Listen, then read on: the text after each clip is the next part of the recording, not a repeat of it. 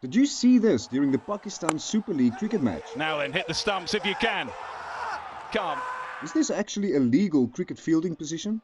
And what about this one? Remarkable. What do you call that position, Christina? Straight on? I don't think I've ever seen that. Cricket laws clearly state that no fielder may step onto a cricket pitch until the ball has been struck or passes the striker. The official area of a cricket pitch is very clearly defined in the laws. And here we can clearly see that this fielder is standing behind the bowling crease and off the pitch. In these examples, a fielder is positioned exactly in line with the stumps, directly behind the umpire, to stop a possible straight drive and a certain boundary. I've never seen ever, in any cricket, a fieldsman fielding there. Isn't that quite weird? To distract the batsman.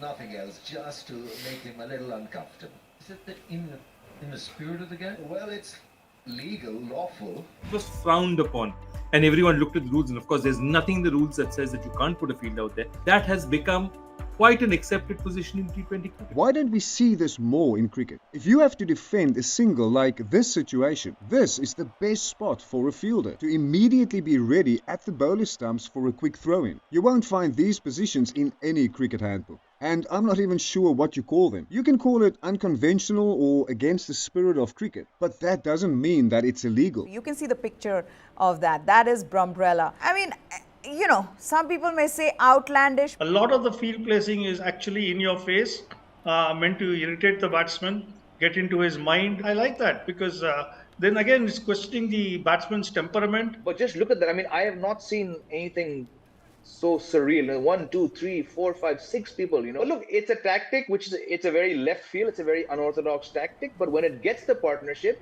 you have to say it worked. In these cases, you may argue that it could be distracting for the striker, but a fielder simply standing in the eye line of the striker does not constitute a distraction, because there's always an umpire or at least one fielder in the striking batsman's eye line. I'd love to ask a batsman whether it's distracting, because you stop the game when someone else is moving. If someone's moving there, that's an issue. When there are shadows, you can allow a forward short leg to be fielding if there's a shadow coming on, provided he stays absolutely still. There are very strict cricket laws about distracting a batsman, and all fielders in the batsman's eye line and the umpire must remain absolutely still. The batsman has every right to step away from a delivery if they are distracted by anything, whether it's a falling towel or a deliberate act by any fielder or even the bowler. This would frighten you if you're a batsman. This is Jason Gillespie running in as the Eagle. Not a pretty sight, Jason, but... Or Seagull. Straight across his eye line, straight off the beach. That's right. Even just an attempt to distract a striker by action or sound will cost your side 5 penalty runs and maybe even lead to a suspension. What do you think about these cricket fielding tactics? What other strange cricket fielding positions have you seen? And subscribe for more cricket content just like this.